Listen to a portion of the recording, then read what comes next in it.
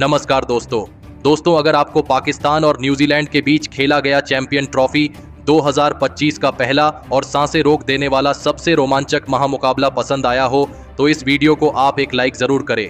इस वीडियो का like target 400 like है तो इस वीडियो को आप दिल से लाइक जरूर करें।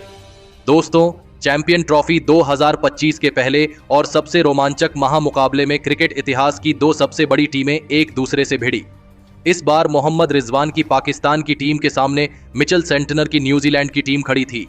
इस रोंगटे खड़े कर देने वाले महामुकाबले में पाकिस्तान के कप्तान मोहम्मद रिजवान ने टॉस जीता और पहले गेंदबाजी का फैसला लिया और न्यूजीलैंड की टीम को पहले बल्लेबाजी के लिए आमंत्रित किया।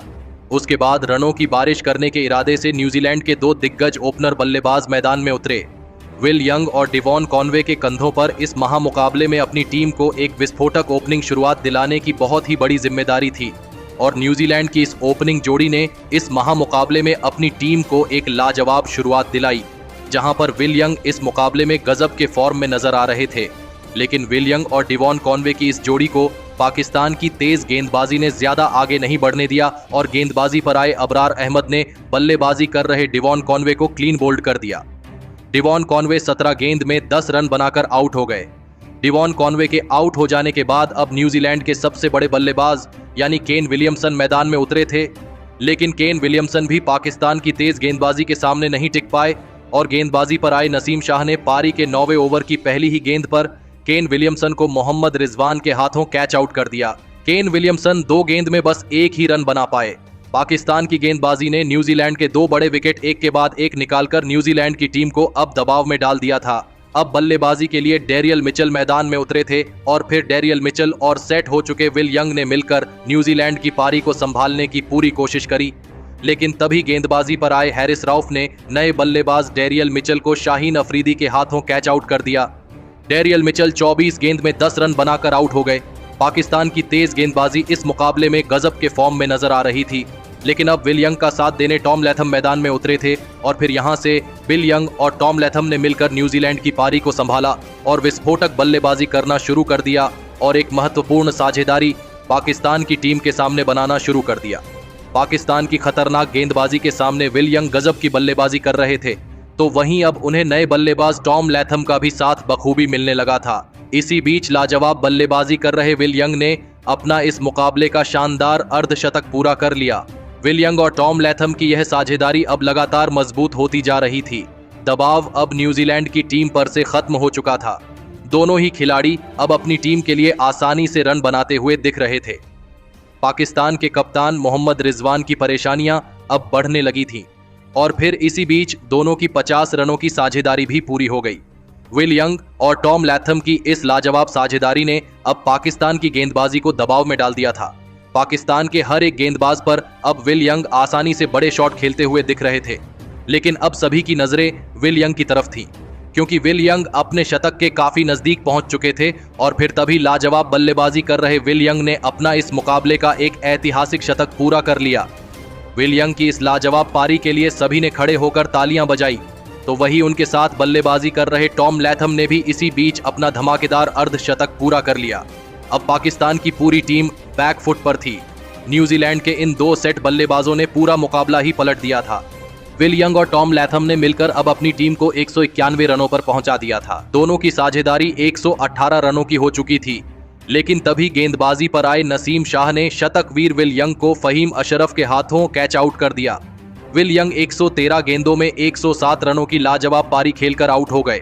नसीम शाह ने न्यूजीलैंड की एक बड़ी साझेदारी को तोड़ दिया था, लेकिन बल्लेबाजी पर आए ग्लेन फिलिप्स ने सेट हो चुके टॉम लैथम के साथ मिलकर न्यूजीलैंड की रनगति को कम होने ही नहीं दिया और एक और महत्वपूर्ण साझेदारी बनाना शुरू कर दिया।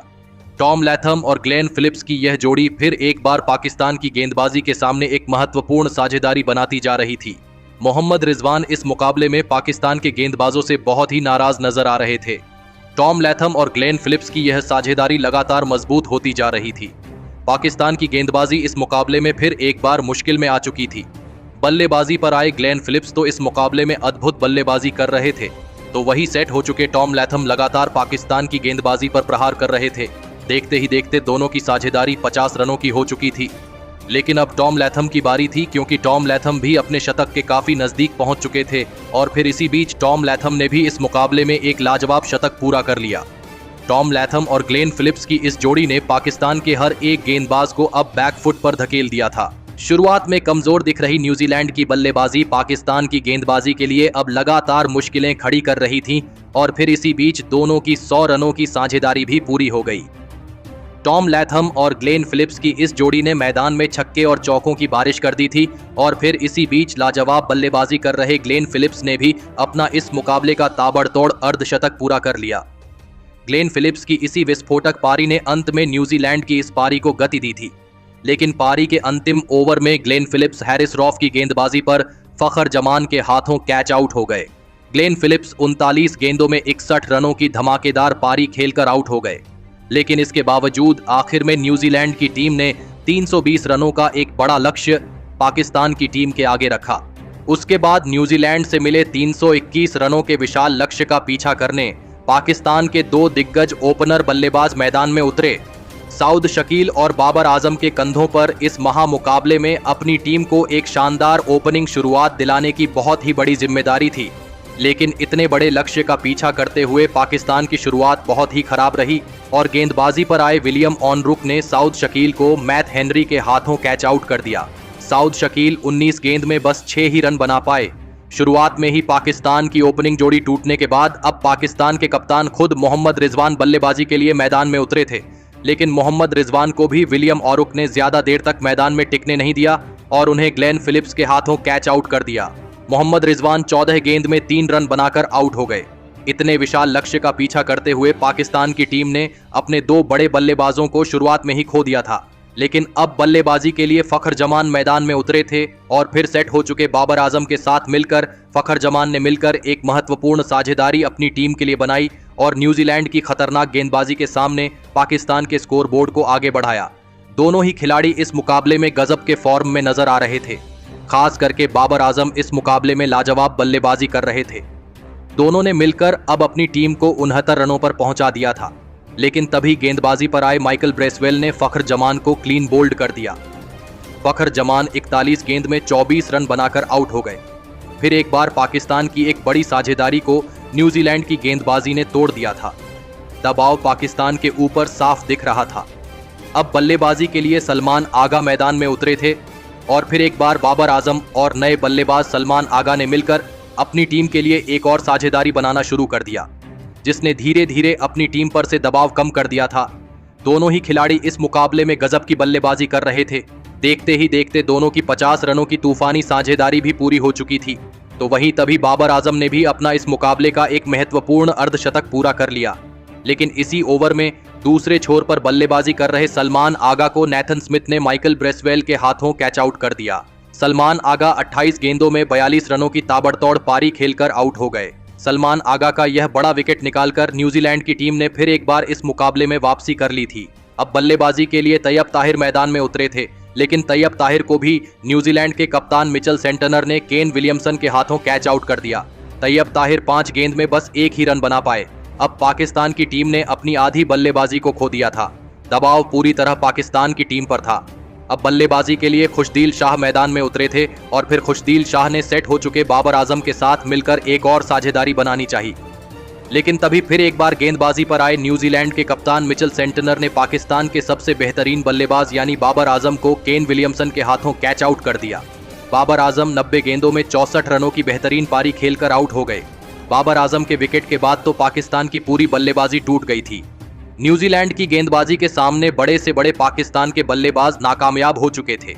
अब बल्लेबाजी के लिए शाहीन अफरीदी मैदान में उतरे थे और फिर खुशदिल शाह और शाहीन अफरीदी ने न्यूजीलैंड के खतरनाक गेंदबाजी के सामने बड़े शॉट खेलना शुरू कर दिया। खास करके इस मुकाबले में खुशदिल शाह लाजवाब बल्लेबाजी कर रहे थे, तो वही उनको शाहीन अफरीदी का भी साथ मिलने लगा था। दोनों के बीच एक महत्वपूर्ण साझेदारी बननी शुरू हो गई थी, लेकिन सामने पहाड़ जैसा लक्ष्य होने की वजह से दबाव अभी भी पाकिस्तान की बल्लेबाजी के ऊपर था और फिर इसी के चलते बल्लेबाजी कर रहे शाहीन अफरीदी को मैथ हेनरी ने टॉम लैथम के हाथों कैच आउट कर दिया। शाहीन अफरीदी 13 गेंद में 14 रन बनाकर आउट हो गए। अब पाकिस्तान के पास 3 ही विकेट बचे थे। अब बल्लेबाजी के लिए नसीम शाह मैदान में उतरे थे। लेकिन दूसरे छोर पर बल्लेबाजी कर रहे खुशदिल शाह गजब के फॉर्म में नजर आ रहे थे और वह न्यूजीलैंड की गेंदबाजी पर लगातार बड़े शॉट खेल रहे थे। खुशदिल शाह इकलौते पाकिस्तान के ऐसे बल्लेबाज थे जो न्यूजीलैंड की गेंदबाजी को कड़ी टक्कर दे रहे थे। इसी बीच खुशदिल शाह ने अपना इस मुकाबले का एक गजब का अर्धशतक पूरा कर लिया। खुशदिल शाह की बल्लेबाजी ने इस मुकाबले में एक समय पर न्यूजीलैंड की गेंदबाजों को भी परेशानी में डाल दिया था, लेकिन तभी फिर एक बार गेंदबाजी पर लगाए गए विलियम ओरुक ने खुशदिल शाह को माइकल ब्रेसवेल के हाथों कैच आउट कर दिया। खुशदिल शाह 49 गेंदों में 69 रनों की लाजवाब पारी खेलकर आउट हो गए। खुशदिल शाह की इस शानदार बल्लेबाजी के खत्म हो जाने के साथ ही पाकिस्तान की इस मुकाबले की जीत की आखिरी उम्मीद भी खत्म हो चुकी थी। अब बल्लेबाजी के लिए हैरिस रॉफ मैदान में उतरे थे और फिर नसीम शाह और हैरिस रॉफ ने मिलकर अंत में कुछ बड़े शॉट खेले। दोनों के बीच एक ताबड़तोड़ साझेदारी भी बनी, लेकिन तभी गेंदबाजी पर आए मिचेल सेंटनर ने हैरिस रॉफ को डेरियल मिचेल के हाथों कैच आउट कर दिया। हैरिस रॉफ 10 गेंद में 19 रन बनाकर आउट हो गए। अब पाकिस्तान की टीम की तरफ से अंतिम विकेट के रूप में अबरार अहमद मैदान में उतरे थे, लेकिन तभी दूसरे छोर पर बल्लेबाजी कर रहे नसीम शाह को मैथ हेनरी ने क्लीन बोल्ड कर दिया और इसी के साथ पाकिस्तान की यह पारी खत्म हो गई और न्यूजीलैंड की इस लाजवाब गेंदबाजी के बदौलत न्यूजीलैंड की टीम ने पाकिस्तान को 60 रनों के बड़े अंतर से इस महामुकाबले में मात दे दी। दोस्तों, इस महामुकाबले में न्यूजीलैंड के बल्लेबाजों ने गजब का प्रदर्शन करके दिखाया, जिस वजह से पाकिस्तान को उन्हीं की सरजमी पर इतनी बड़ी शिकस्त का सामना करना पड़ा। लेकिन न्यूजीलैंड की इस जीत के असली हीरो साबित हुए टॉम लैथम, जिन्होंने इस महामुकाबले में केवल 104 गेंदों में 118 रनों की अद्भुत पारी खेली। तो दोस्तों, आपको टॉम लैथम की यह लाजवाब पारी कैसी लगी और आप उनके इस अद्भुत शतकीय पारी के लिए उन्हें 10 में से कितने अंक देना चाहेंगे? आप अपनी राय नीचे कमेंट में देना बिल्कुल भी ना भूलें। धन्यवाद।